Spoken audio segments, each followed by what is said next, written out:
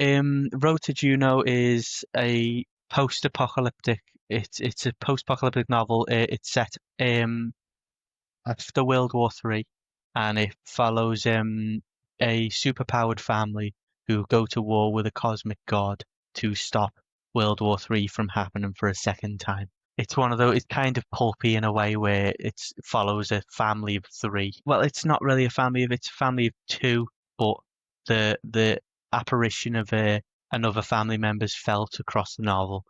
And I don't want to do one of those pretentious things where it's like the city itself is a character. Like I don't like that type of description. So like I'm not going to really say it's a full character, but I just needed to write a novel about superpowered people punching each other through buildings. I had to do that, but I also had to like pile everything into it I could. So it's got all the bells and whistles of sci-fi and fantasy. So it covers time travel, it covers science discovery, adventure, pulp combat, politics. But it's also got a lot of theory behind it. It's got a lot of like predictions for what the future could look like. It's got a lot of what I think are answers for problems people might have now in their own lives regarding like their agency and, journeys to like what goals of what they want to do. It's like it's very in some ways it's very uplifting, and it's like kind of an anti-nihilist text where it specifically dices up the concept that nothing matters, because I've seen that too much. But that was my first novel I wrote, and it took me 9 months, and now my second book is coming out 4 years later, and so that says everything about that one.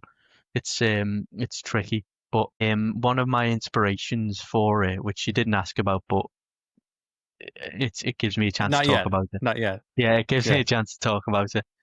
Um, I really like the Man of Steel movie. I like the Superman movie. I like the Snyder movie. Like I like them movies. What's that? I Like, haven't heard of those ones. What's that? well, I think that's how we met as well, because we met on Vero, didn't we? So, it's a nice like unifier. I kind of wanted, as I said, I wanted to make one of the things I said initially with when I was constructing the book itself was language. I want to make a Man of Steel no one can fuck with, because I needed like a story what showed powerful beings being powerful and a world reacting to it, and I needed it to not be attached to an adaptation. And I needed to like get rid of that anchor off its foot. So the best way of doing that was to kind of invent my own kind of mythos to tell that story in an inspired way, but like in its own unique way. Because yeah, there's superpower people punch each other through buildings, and that specifically is the imagery I pictured was like Man of Steel and that type of thing. But it's not really that similar in any other way. It turns out I took a lot of inspiration from Akira, and that's what I liked about Man of Steel, because it turns out that took a lot of inspiration from Akira too. So I think that's the glue that held us together as connected pieces, like franchise pieces. Um, it was like the scene with the satellite in space when that's in Akira. That kind of broke the mold for power storytelling, like power fantasy storytelling. Because have you seen Akira? Yes. A while ago, but yes. Yes. Well, you will remember there was a big space laser that's used in it, and in order to combat the space laser, the superpowered villain slowly rises and just exits the atmosphere of Earth and takes the satellite down physically with his bare hands. And that was kind of a mind-blowing image for me as a film watcher, because it did this thing that live action doesn't do. It never explores people using power in a way that isn't kind of visually magical. It wasn't visually magical. It was just a person hovering, finding something, and then doing it. And it was only with Man of Steel that I kind of got that feeling again. Um, so I wanted to explore that type of power fantasy storytelling where it was people who were flying, but they didn't have costumes. They would just fly through space. They can breathe in space. That's all explained. and the characters themselves are kind of, because they're like kind of two or three of a kind, or four of a kind, if you want to get spoilery. We follow their journey to understand themselves. So they weren't born with like a textbook on understanding where your powers come from or how to use them. So it's characters who have this basic form of wish fulfillment fantasy power, where if you see a car in your way as you're trying to cross the road, you can put your hand out, it will stop, and then you can lift it with your mind and it will move. That's what they happen to be able to do. But the thing that makes it interesting is the characters don't know how they can do it, and their imagination is a surprisingly good weakness because they can make things happen physically in the physical world, but they don't know how far they can go, and also it's up to them to come up with ways out of problems. So, and that is kind of how I wanted to make the like kind of biggest power fantasy I could, where these characters can physically change the world of the story around them. They can like there's characters like the characters in like the DC and Marvel universe, like if they were put together, not in a rivalry sense, they could like strip them down to the atoms if with a thought. They could want to do that, but they have to know they want to do that. They have to understand that they have the ability, and that's where the drama comes into it because it's following this family and going to war with this cosmic being, and it seems to know more than they do about the shared power connection and how to like navigate its problems more.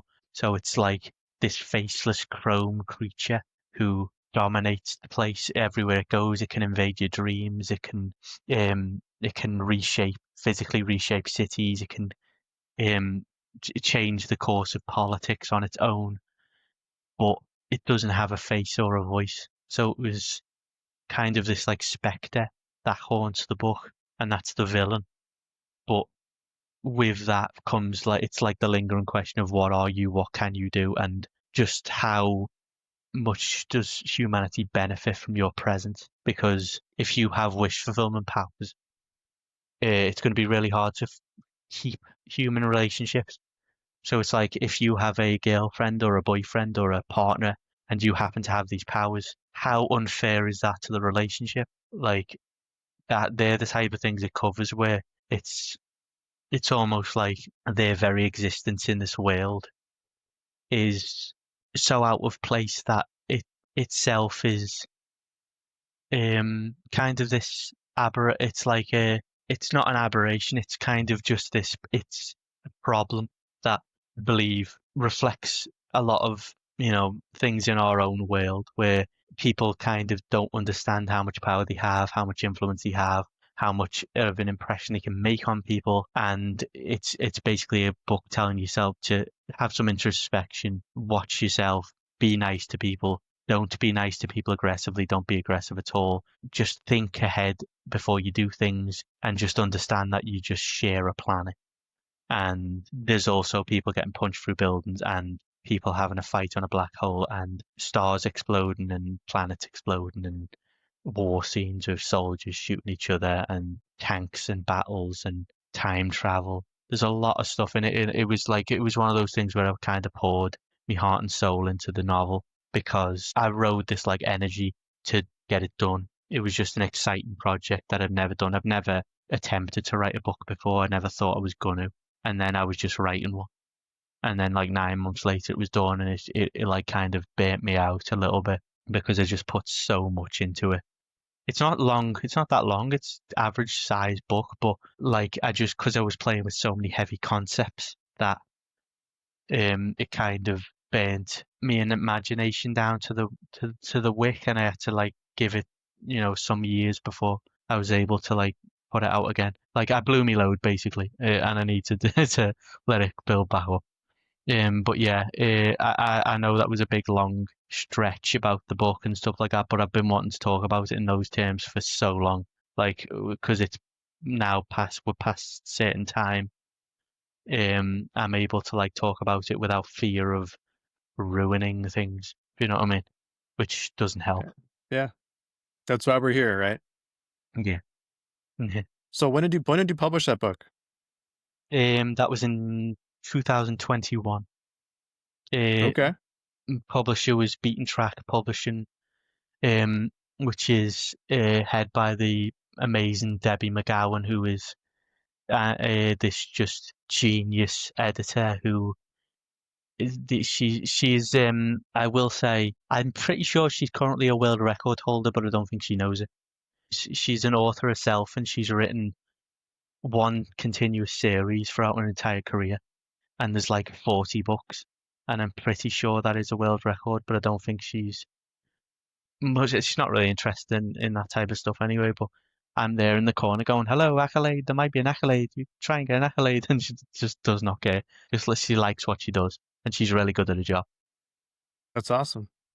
So that's the traditional publisher then. Non-traditional publisher, independent publisher, but I don't think there was a way to get this type of story on a traditional publishing thing. I didn't even try. I was not. I was happy because I was very lucky to have the publisher I have because the very first time I ever did a podcast, someone said, "How did you manage to publish a book?"